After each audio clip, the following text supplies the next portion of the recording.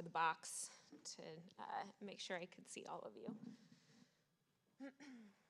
Okay, perfect. All right, I was a little bit worried that I'd see a bunch of sleepy eyes considering we're right after lunch, but considering we got a little soaked on the boat tour, I think we're gonna be awake and ready to listen to this talk.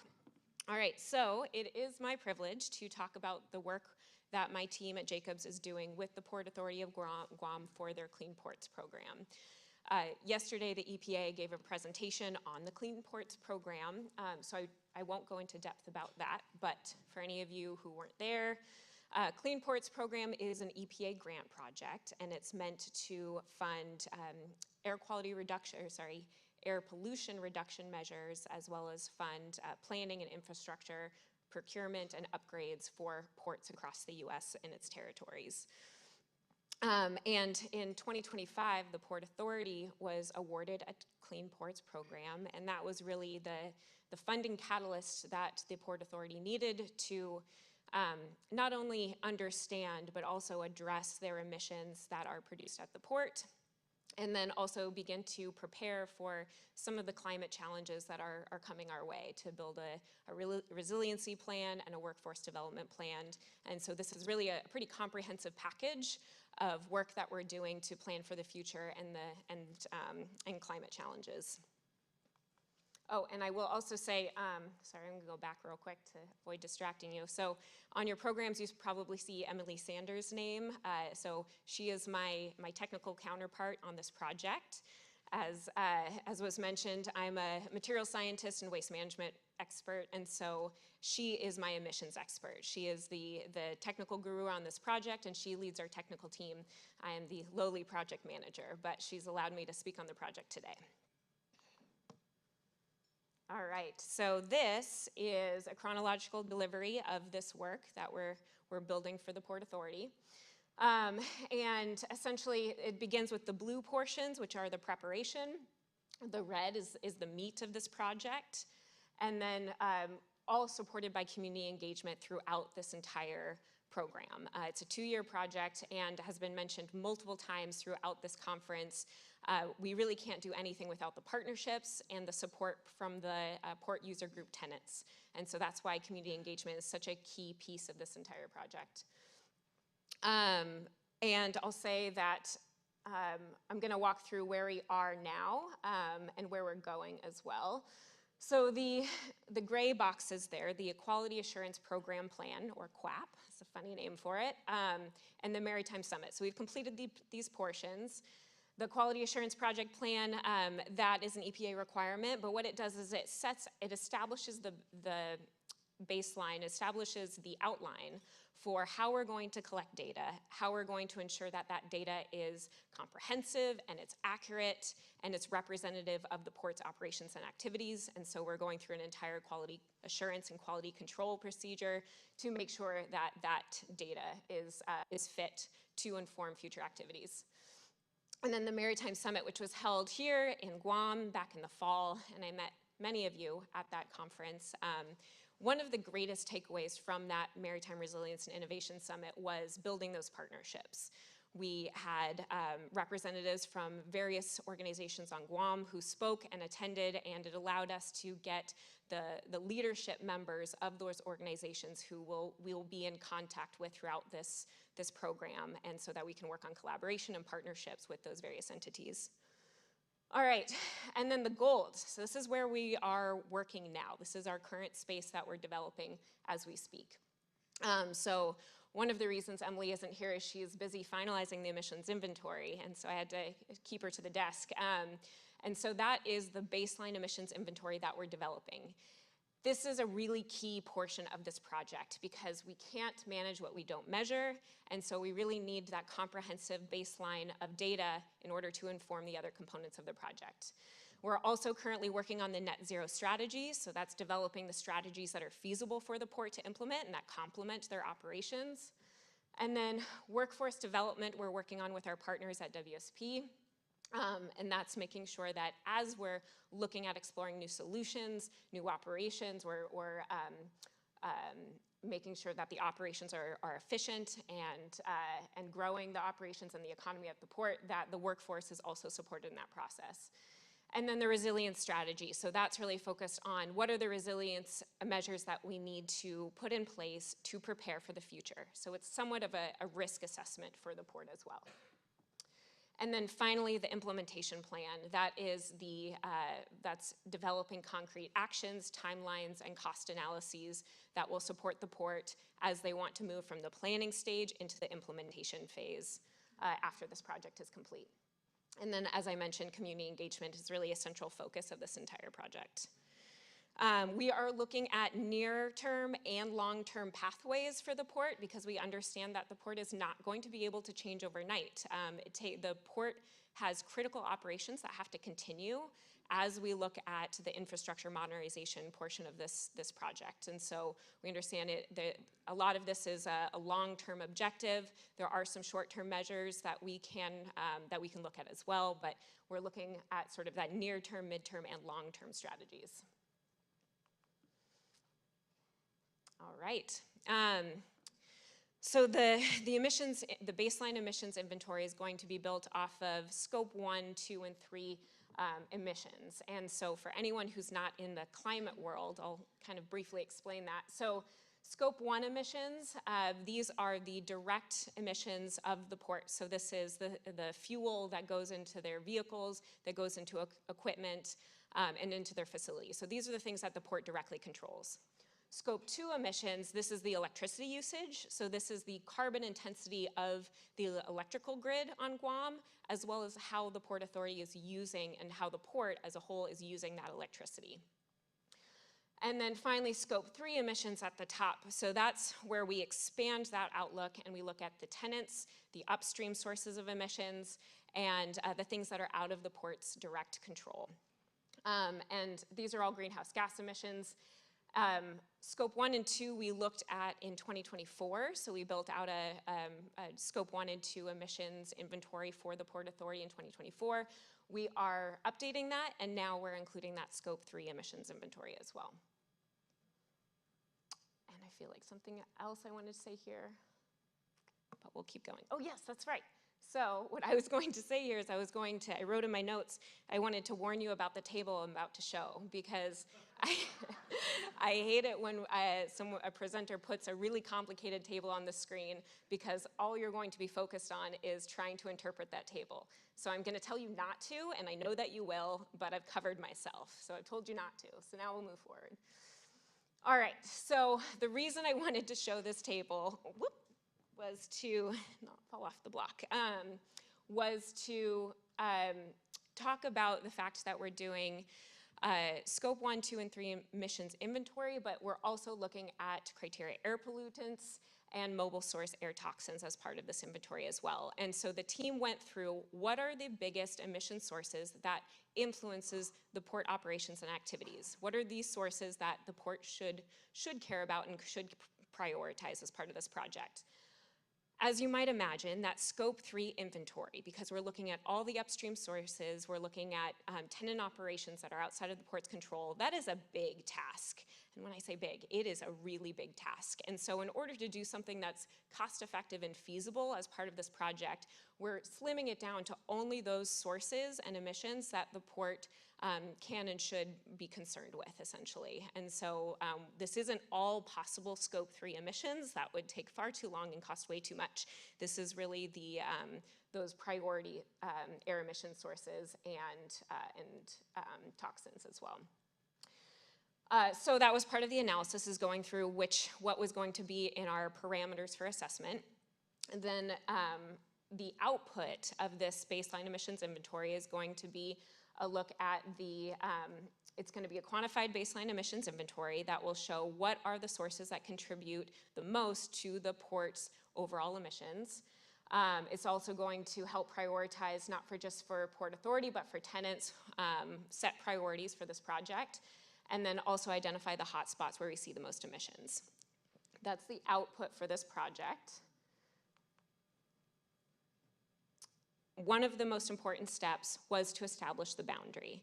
And so I'm going to, so if you remember sort of those yellow phases where we're right in the midst of development for this project, what I'm going to be talking about now is the establishment of the baseline emissions inventory and our approach for that emissions inventory, and then a scenario analysis tool as well.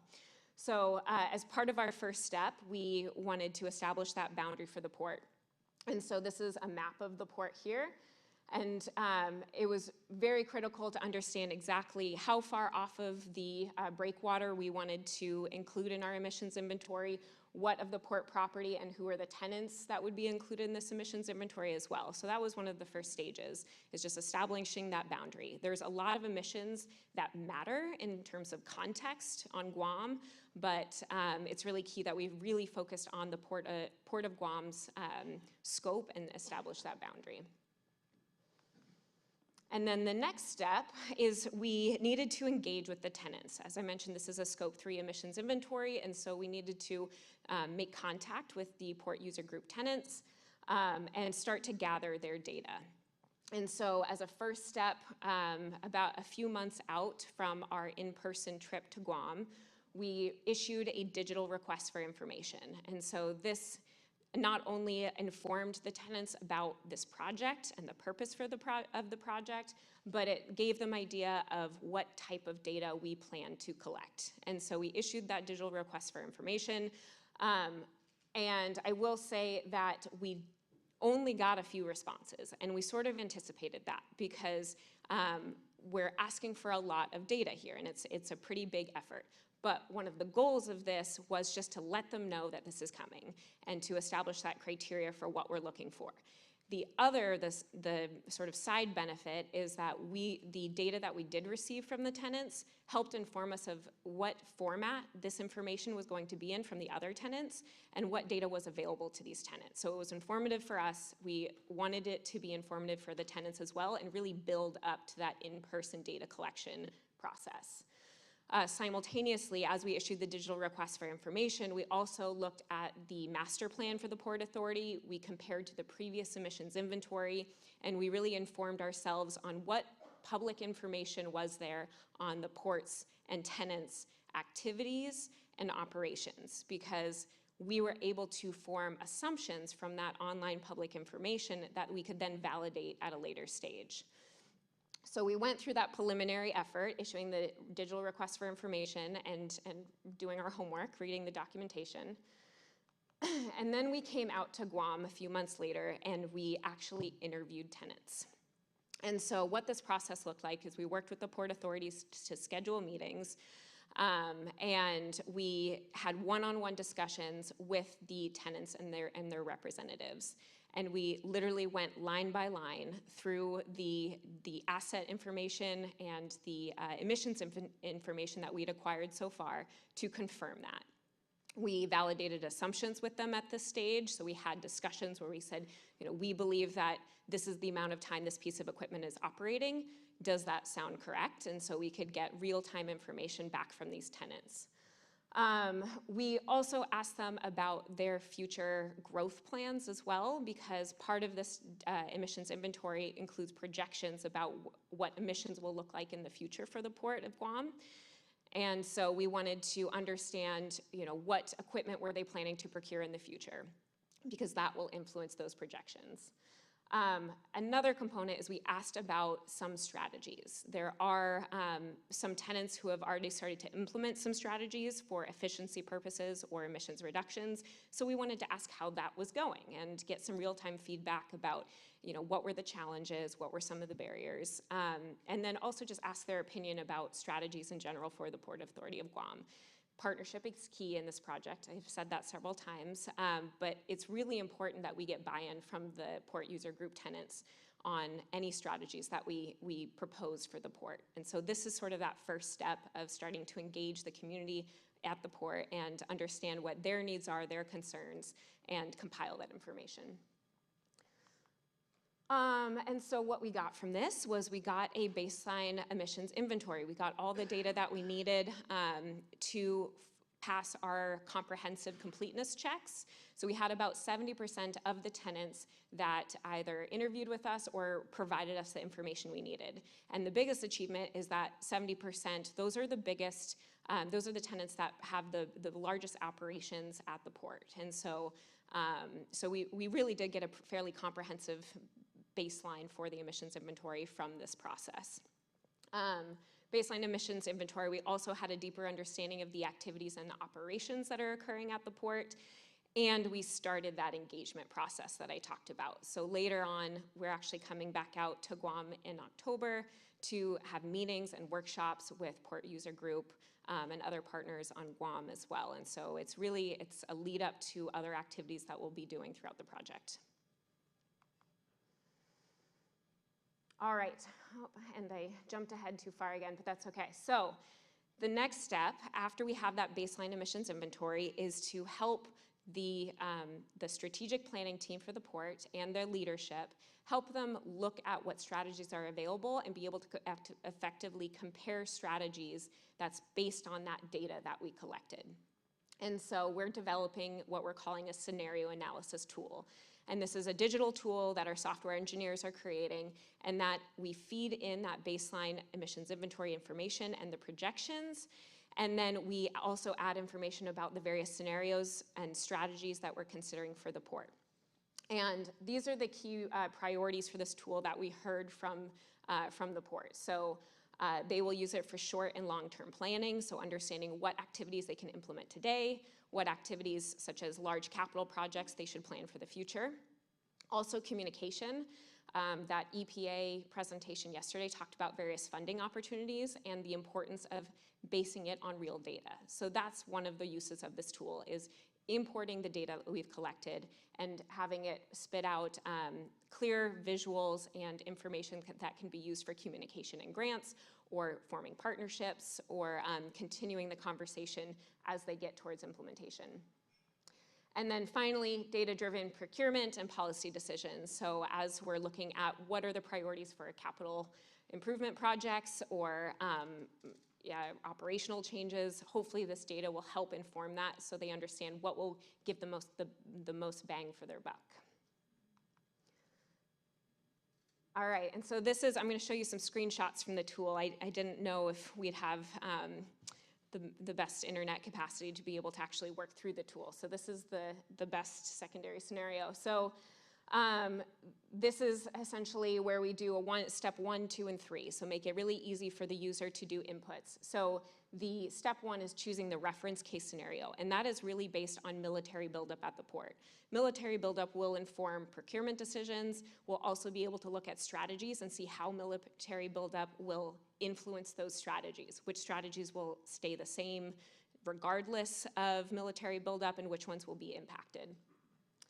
And then step 2 is going to be choosing those strategies. So we'll select various strategies available to the Port Authority and to the PUG tenants, and then we'll be able to compare the impact of those strategies. Oh, I also wanted to, I needed to call this red text out just to make sure everyone saw it. I'm going to show some data in this presentation. It is fake. Please do not take any of this information and assume that it is final, because we are in the development process. And so right now we've just got proxy data in there just to show a representation of what the tool can do. All right, so the next part of the tool is to be able to choose the various strategies and be able to look at how many units of that strategy you'll want to implement, and what is the frequency and what is the start year. And so as a really good example, this would be like a capital purchase of a zero emissions vehicle. Let's use that as an example as one of the strategies. So that's a direct emission scope. That's something the Port Authority has direct control over. And they can look at, I want to purchase 5 units every 10 years. And so they can input that into this tool, and we'll do that with all the various strategies. We're not just looking at capital projects, we're not just looking at procurement, we're also looking at operational changes, as I've mentioned as well. And so that will fit into this selection in this table. And once you do that, then it will automatically populate in the rest of the table through 2050. So once you put in the number of units and the frequency, it'll populate the rest of the fields. And so it'll automatically populate, if you want to do it every 10 years, you'll see starts in 2029, then in 2039, you'll have another another round of implementation of that strategy, just so that it'll be easier for the user. Now, I'll also say if you're planning for a big purchase in year 2032, and that's a single time purchase, that's coming, you can also adapt and change these cells individually as well. And so all of this then goes into feeding the outputs. And so as I mentioned, the baseline emissions inventory is going into this, and so that'll inform what are the assets that have the greatest impact on emissions. That'll also inform, once we look at strategies, what is the cost and impact curve. So this is a marginal abatement cost curve.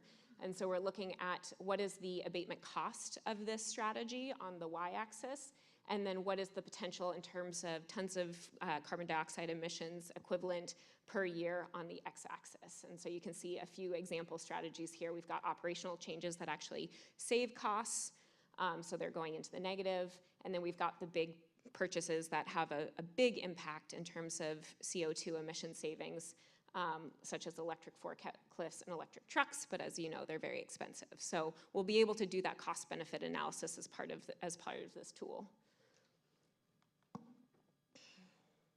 And then one of the biggest outputs that will be relevant for the port is this wedge diagram. And so essentially, as you select strategies and the start year of implementation, you'll see how that changes the goal, which is net zero emissions target by 2050, we'll put. And so we can do various combinations of strategies and see how close that gets the port to that goal, to that target. As I mentioned, we're looking at direct actions that the Port Authority has the capacity to implement themselves. We're also looking at collaborative actions, such as collaborating with GPA, for example. And then we're also looking at nature-based solutions. So that's mangrove restoration is just one example. And so all of those different categories of strategies will be considered as part of this project. All right, and so to wrap up, I just talked about where we are now. One of the biggest parts of this is the implementation plan. So all of these yellow boxes will really feed into a very informed implementation plan where we're able to identify and prioritize those strategies and then put in concrete actions specific to the various Port Authority divisions, PUG tenants, costs, and timelines. And so that is the goal, is to give the Port Authority an implementation plan that they can run with and hopefully take action to implement after that. I will also do a plug that we will be back here in October, specifically for engagement activities. So we'll be setting up meetings and workshops with some of the partners of the port that we've already identified. If anyone is interested in attending or just hearing about those workshops, please get in touch with me or the Port Authority Strategic Planning team, and we can include you in that correspondence. And I think that's all I've got. Yes, and I do want to take a quick minute to thank all of the tenants who participated in our really ambitious data collection activities. We could not have done it, and we would not have a baseline emissions inventory without all the support from both the Port Authority and the PUG tenants. So it's a lot of work, but it's a team effort. So thank you, everyone.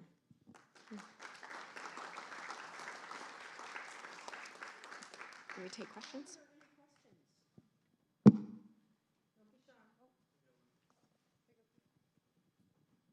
From a port standpoint, have they given you like any guidance in terms of where they think they want to go with respect to implementation strategies? And if so, are these strategies like incorporated in a higher level document, strategic planning document, for example, for the port?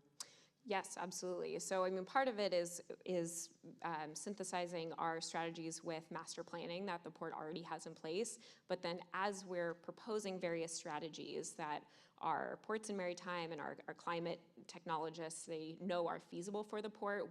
Our goal is to get feedback from the Port Authority. And so that's part of the goal of these workshops that are coming up in October, is to discuss the pros and cons, look at potential costs, and get their thoughts on which ones we should be looking at deeper. Yes, Trina. Hello, Trina Martinowitz with the U.S. Environmental Protection Agency. Thank you so much for your presentation. Are there any unique challenges that maybe are unique maybe to Guam and perhaps the other territories, or even just other ports, including on the mainland, that you faced? What were those? How did you overcome them? Or maybe, you're still trying to figure that out. Yeah. Thank you. I mean, besides the 20-hour travel time, that's definitely a challenge. But, I think I will say that the Guam has unique challenges when it comes to implementing strategies and looking at their climate future. They are vastly different from the mainland. And so I think when we look at various strategies, it's important to keep that context in mind, because what worked for Port of Seattle, it may or may not work for the Port of Guam. And so I think developing sort of boutique solutions for the Port of Guam is really important. I'll also say that because of the distance, we really had to lean on the Port Authority strategic planning team to bring in the tenants. I will say that the general manager did have a meeting with the tenants as part of that data acquisition process, where he explained the data collection that we were doing, that we were planning to do, and the reason that we were doing it and how it applies to the tenants. And I think that partnership with the Port Authority being willing to do that work and doing some of that preliminary work to engage the tenants was very important, because we are, in the end, are just consultants. And so it's important to have the Port Authority's backing.